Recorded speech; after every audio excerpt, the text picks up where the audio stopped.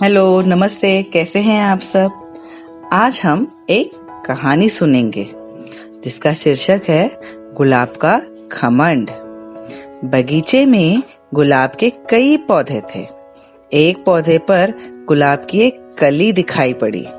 हवा चली, वर्षा की बूंदें छींटी और धूप की किरणें उस पर पड़ी। वह कली एक सुंदर फूल में बदल गई। ऐसा सुंदर गुलाब का फूल आसपास कहीं नहीं था। उस गुलाब के फूल ने अपनी परछाई को बारिश के पानी में देखा तो वह स्वयं की सुंदरता पर इतराने लगा। गुलाब ने आसपास के फूलों और पौधों को देखा। उन्हें देखकर उसे स्वयं पर घमंड होने लगा। वह सोचने लगा, मैं कितना नासमझ हूँ। इतनी सुगंध का स्वामी हूँ और यहाँ जमीन में गड़ा हूँ। मुझे तो घूम घूम कर लोगों में अपनी सुंदरता और खुशबू बिखेरनी चाहिए ताकि लोग मेरी प्रशंसा करें। तभी तेज हवा चलने लगी। उसने हवा से प्रार्थना की कि वह जरा और तेज चले, जिससे वह जड़ से अलग हो जाए। हवा ने उसे समझाया, अरे गुलाब भाई, तुम सच में बहुत सुंदर हो, लेकिन अगर तुम मिट्टी से अलग हो गए तो मर जाओगे। गुलाब ने कहा, यहाँ जो भी फूल पौधे खिले हैं वे मुझे पसंद नहीं और न ही मेरे बराबर के हैं। मैं तो फूलों का राजा हूँ, राजा। मेरी यह जगह नहीं है। बेशक तुम फूलों के राजा हो, लेकिन पैदा तो तुम मिट्टी से ही हुए हो। शीतल हवा ने कोमल स्वर में कहा।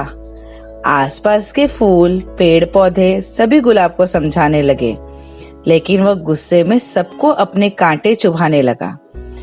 इस पर हवा को भी क्रोध आ गया। वह जोर जोर से चलने लगी। उसने गुलाब के पौधे को जड़ से उखाड़कर नीचे गिरा दिया। अब गुलाब का पौधा बहुत खुश था। वह आजाद जो हो गया था। वह अपने आसपास देखने लगा। भिन्न भिन्न प्रकार के पेड़ पौधे और फूल खिले हुए थे। वह अपने घमंड में सीना तान कर चलने लगा। कुछ दूर जाते ही उसे गर्मी लगी। उसका गला सूखने लगा।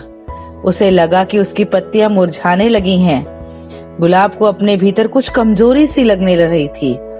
अब उसे आसपास के फूल खुद से अधिक सुंदर और ताजे लग रहे थे।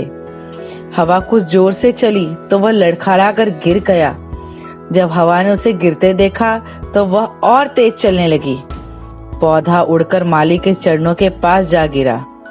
पौधे को कुछ भी होश न था। माली ने उसे उठाया और जड़ों समेत मिट्टी में गाड़ दिया। फिर वह पानी डाला। जड़ों के आसपास पानी डाला और पत्तियों पर छिड़का। उन पर लिपटी मिट्टी भी धो डाली। कुछ देर बाद गुलाब ने आंखें खोली और खुद को जिंदा पाया। उसकी मुरझाई पत्तियां सिर पर उठाने लगीं। आसपास के फूल उसका हालचाल पूछने लगे। हवा उसके पास से गुजरी तो पौधे ने हवा से क्षमा मांगी। गुलाब का पौधा कहने लगा, पवन देव, सही कहा था आपने। मेरा जीवन तो हवा, मिट्टी, पानी और रोशनी से है। इन्होंने मिलकर ही मुझे इतना सुंदर बनाया है।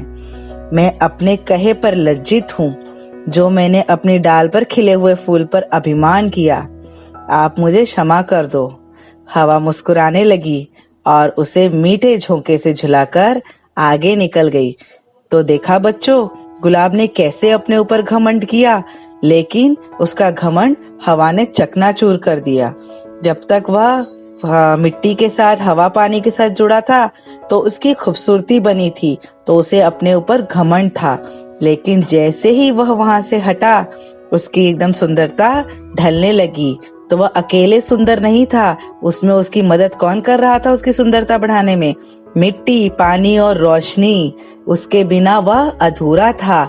उस पे अपने आप पर वह अभिमान कर रहा था और दो ही पल में उसका अभिमान चकनाचूर हो गया। उसका घमंड टूट गया। तो बच्चों, हमें इस कहानी से क्या सीख मिलती है?